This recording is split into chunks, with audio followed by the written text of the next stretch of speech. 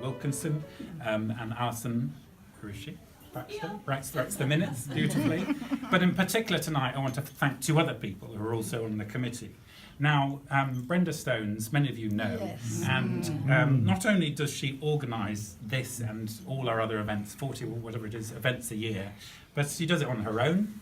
It's a lot of work. Myself, having done the odd one, know how much work it is, and they all go very, very smoothly. So behind some of you, I have two bunches of flowers. So Brenda, the first one is for you on behalf of everyone in Writers in Oxford. Oh, yes. I hope she's there somewhere.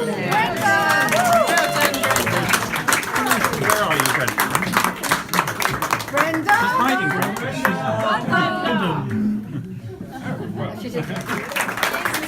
Oh, Robert, thank you. Thank you. I didn't expect that at all. Thank you so much. No, I mean, here's an example of attention to detail. So I arrived at the Porter's Lodge tonight, 6:10. I said, have you got the flowers that I organised? And I deliberately put care of the old common room, which is this room, and of course in typical Porter fashion, never heard of them. I haven't been here since 12, stuff like that. So I moved into this room thinking, well, it's possible he's got it wrong. Sure enough, Brenda had been here early, found the flowers, put them somewhere cool to sort of, although I told the shop to deliver them as late as possible. So there's an example of her attention to detail for a long time. But she's pushed us into the digital age with the Facebook page. She's wanted to leave for a long time now, and she's the committee, because no one wants to do the committee for forever and ever, and she's very kindly carried on. But she's also coordinated the judging process, which I'm going to talk about next. And as I said, so partly we're celebrating two things today. One is the 25th anniversary, and the other one is the competition, the Young Oxfordshire Writers Competition. And I have to thank not only... Oh, I have to give Lorna her flowers.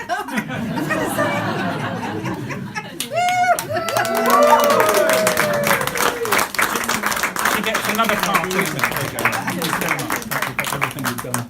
Thank you for everything you've done for writers in Oxford. I make that foolish mistake in making the deadline the end of August, which clearly was a bad time to be nudging people to get their entries in.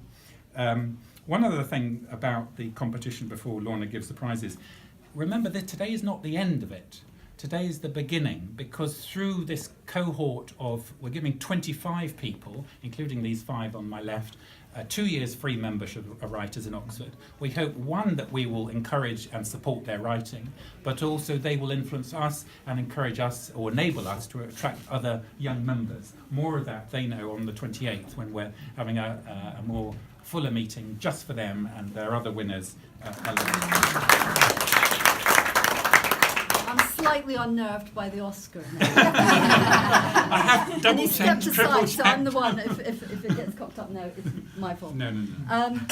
Yes, we were slightly afraid at the beginning of the competition that we were going to end up with more prizes than there were entrants. But in fact, it took off during the summer, and towards the end, entries were coming in thick and fast.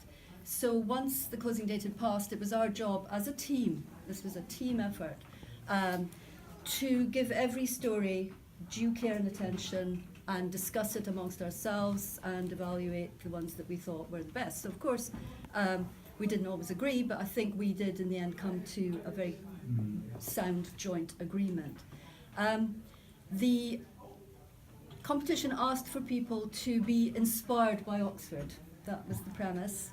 And they had to write a short piece, 500 words, and it could be fiction or non-fiction. And Oxford has inspired writers, as we all know, and still inspires writers over hundreds and hundreds of years. So that's one of the challenges. If you are in Oxford and you're going to write about Oxford, how the heck do you say anything original about Oxford?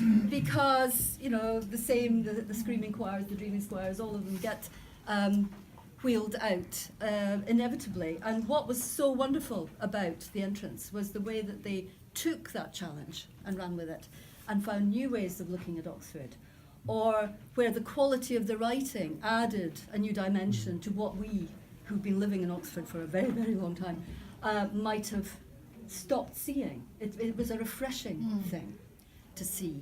And how we had poetry, we had non-fiction, we had fiction, how tightly things were constructed within the parameters of that very short word count. So I would like to congratulate everybody who entered, and particularly our 25 and now our 5. And I also would like to personally thank Cherry and Frank and Dennis for being such great fellow judges and liaising with me throughout the whole process.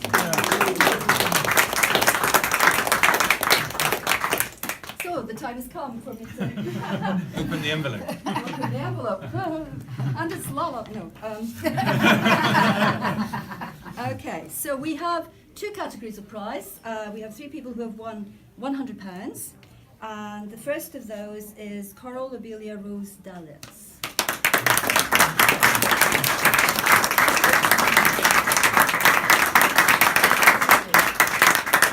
Our second £100 prize winner is Lindsay Cohick.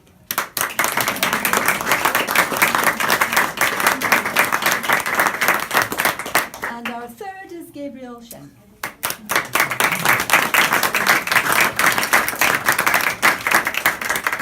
Which means we have 2 prize winners of £350, and the first is Alexander Schigger.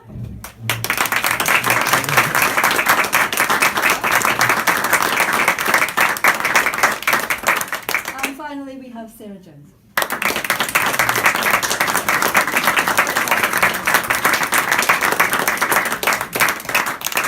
Thank you. Thank you. Enjoy your evening. Well, okay.